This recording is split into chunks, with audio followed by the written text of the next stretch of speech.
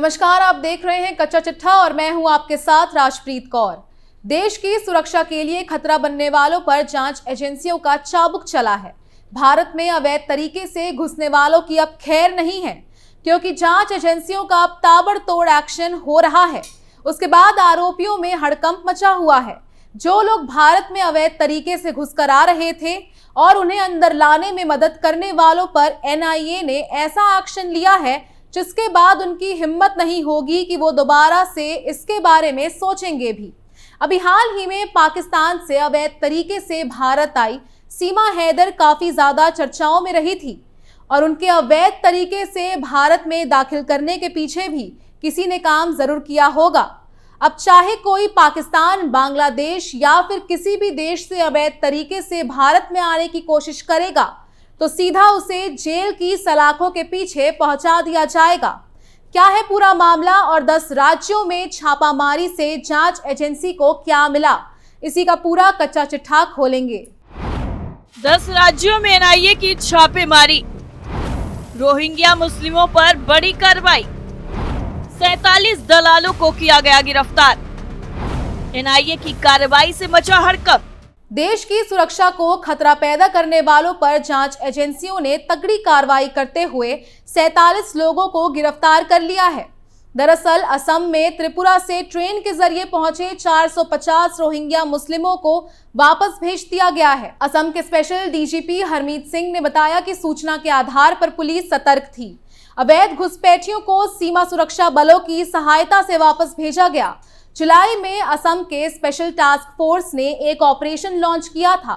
इस अवैध घुसपैठ और मानव तस्करी में सक्रिय दलालों की पहचान करने के लिए ये ऑपरेशन चलाया गया था। दरअसल राष्ट्रीय जांच एजेंसी एनआईए ने 10 राज्यों और केंद्र शासित प्रदेशों में छापामारी करके मानव तस्करी नेटवर्क के बड़े मॉड्यूल पर प्रहार करते हुए 47 लोगों को गिरफ्तार किया है।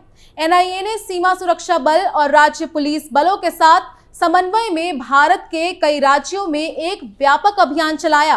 इस ऑपरेशन का उद्देश्य भारत बांग्लादेश सीमा पर अवैध प्रवासियों को घुसपैठ और भारत में बसने में शामिल अवैध मानव तस्करी सहायता नेटवर्क को खत्म करना था। गुवाहाटी, चेन्नई, बैंगलोर, जयपुर में एनआईए शाखाओं में 4 मानव तस्करी के मामले दर्ज करने के बाद कई राज्यों और केंद्र शासित प्रदेशों में कुल 55 स्थानों पर एक साथ छापामारी और तलाशी ली गई। त्रिपुरा, असम, पश्चिम बंगाल, कर्नाटका, तमिलनाडु, तेलंगाना, हरियाणा, राजस्थान, केंद्र शासित प्रदेश, जम्मू और कश्मीर, पौंडीचेरी में छापामारी की गई। मामला 9 सितंबर 2023 असम पुलिस के विशेष कार्य बल एसटीएफ की तरफ से दर्ज किया गया था और ये भारत बांग्लादेश सीमा के पार अवैध प्रवासियों की घुसपैठ और पुनर्वास के लिए जिम्मेदार मानव तस्करी नेटवर्क से संबंधित था, जिसमें रोहिंग्या मूल के लोग भी शामिल हैं। इन्हें रोहिंग्याओं को अब वापस भेज दिया गया है। दरअसल इसकी पूरी जानकारी देते हुए एसडीजीपी ने बताया कि ऐसे 10 दलालों को त्रिपुरा से दबोचने में कामयाबी मिली। उनसे पूछताछ के आधार पर जांच की गई तो पता चला कि ये राष्ट्रीय सुरक्षा का मामला है, जिसका इफेक्ट कई राज्यों पर पड़ा है। उन्होंने बताया कि पहले दिन से ही मुख्यमंत्री हेमंता बिस्वा शर्मा को इस मामले की जानकारी थी और सरकार ने इस मामले को एनआईए के पास भेजने का फैसला लिया। फिर केंद्र गृह मंत्रालय से इस संबंध में निवेदन किया गया। असम के विशेष पुलिस प्रमुख हरमीत सिंह ने जानकारी दी कि एनआईए ने इस मामले की जांच अपने हाथों में ली और मिलजुल कर जांच की गई, जिसके बाद देश भर में ऐसे दलालों की सूची तैयार की गई जो घुसपैठियों की मदद करते हैं। बकौल स्पेशल डीजीपी अब इस मामले में 8 नवंबर को ऑपरेशन लॉन्च किया गया, जिसमें 47 ऐसे दलाल पकड़े गए हैं जो एक गिरोह बनाकर काम कर रहे थे। इनमें से 25 तो अकेले त्रिपुरा से गिरफ्तार किए गए हैं, वहीं 9 कर्नाटका से, 5 दलाल असम से, 3 पश्चिम बंगाल से, 3 तमिलनाडु से और एक हरियाणा और तेलंगाना से दबोचे गए हैं। एसडीजीपी ने बताया कि एनआईए और असम पुलिस ने मिलकर परस्पर सहयोग करते हुए ये अभियान चलाया है। इसमें विभिन्न स्थानीय पुलिस ने भी मदद की। असम पुलिस के इस मामले में 17 टीमें ग्राउंड पर हैं।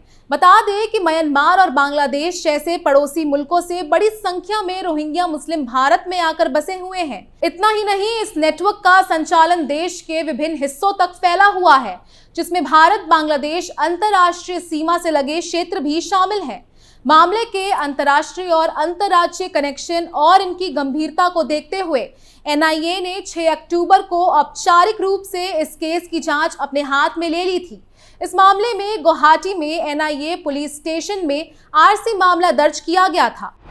ठोस सबूत मिले। 10 राज्यों में एनआईए की छापामारी में तलाशी के दौरान कई महत्वपूर्ण चीजें बरामद की गई, जिसमें डिजिटल उपकरण जैसे mobile phone, sim card, pen drive शामिल है। आधार कार्ड और पैन कार्ड सहित बड़ी संख्या में पहचान संबंधी दस्तावेजों के नकली होने का शक है। 20 लाख रुपए और 4,550 अमेरिकी डॉलर भी बरामद हुए, जिससे एनआईए का शक और ज्यादा पुख्ता होता हुआ नजर आ रहा है। जांच से हुआ खुलासा। देश में लगातार चल रही ताबड़तोड़ छापामारी से एक तरफ से आरोपियों में हड़कंप मचा हुआ है, तो वहीं दूसरी तरफ एनआईए की जांच से पता चला कि इस अवैध मानव तस्करी नेटवर्क के विभिन्न मॉड्यूल तमिलनाडु, कर्नाटका, राजस्थान, हरियाणा और जम्मू कश्मीर के साथ ही विभिन्न राज्यों में फैले हुए थे और वहां से संचालित हो रहे थे।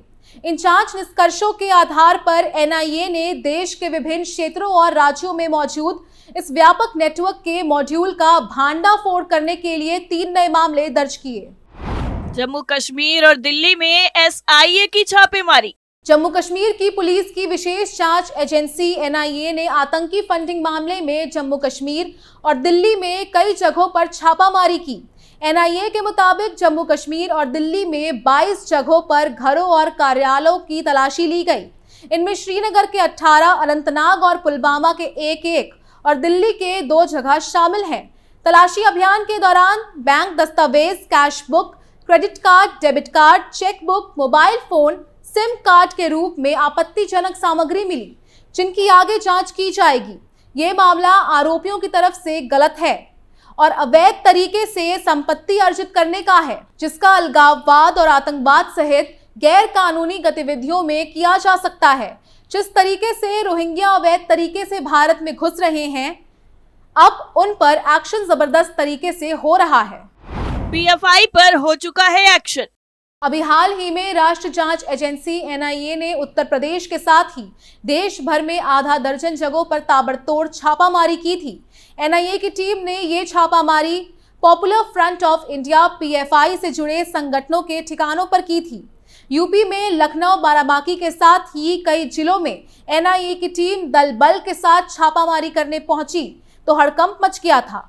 इसके साथ ही राष्ट्रीय जांच एजेंसी ने दिल्ली, एनसीआर, महाराष्ट्र, तमिलनाडु और राजस्थान में भी पीएफआई से जुड़े लोगों के कई ठिकानों पर छापामारी की थी। यूपी की राजधानी लखनऊ में राष्ट्रीय जांच एजेंसी एनआईए ने ताबड़तोड़ छापामारी की। राजधानी के मदेरगंज थाना क्षेत्र के अंतर्गत पड़ने वाली बड़ी पकरियां में छापामारी की। बताया गया कि बड़ी पकरियां के एक ही मोहल्ले में मौजूद 3 घरों में एनआईए ने छापामारी की थी। वहीं इस छापामारी के दौरान बड़ी संख्या में पुलिस फोर्स भी तैनात किया गया था। महिला पुलिसकर्मी की भी मदद ली गई। लखनऊ के अलावा बाराबांकी, सीतापुर, बराईच और हरदोई जिले से भी एनआईए की तरफ से छापामारी किए जाने की खबर सामने आई थी। राष्ट्रीय जांच एजेंसी एनआईए की टीम ने लखनऊ के साथ ही अन्य जगहों पर छापामारी की थी। बता दें कि केंद्र की मोदी सरकार ने popular front of India PFI के साथ ही उनके 8 सहयोगी संगठनों पर 5 साल के लिए बैन लगा रखा है। पीएफआई को बैन करने के लिए यूपी के साथ ही कई राज्यों ने मांग की थी, जिसके चलते केंद्र सरकार ने 2022 में आतंकवाद विरोधी गैर कानूनी गतिविधियों अधिनियम यानी यूएपीए के तहत बैन लगा दिया था। लेकिन उसके बावजूद पीएफआई से जुड़े संगठनों पर लगातार देश विरोधी गतिविधियों में शामिल होने की आशंका जताई जा रही थी, जिसके मद्देनजर ये छापामारी की गई। अब एक बार फिर से एनआईए के एक्शन के बाद हड़कंप मचा हुआ है और रोहिंग्याओं को देश के बाहर का रास्ता दिखा दिया गया है। कच्चा चिट्ठा में आज के लिए फिलहाल इतना ही। बाकी खबरों के लिए देखते रहिए कैपिटल टीवी। नमस्कार।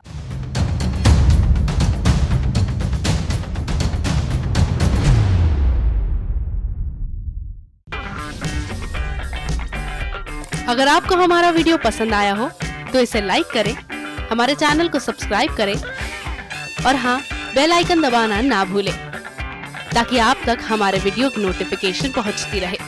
आप अपना सुझाव हमें कमेंट बॉक्स में दे सकते हैं। हमारे साथ जुड़ने के लिए शुक्रिया।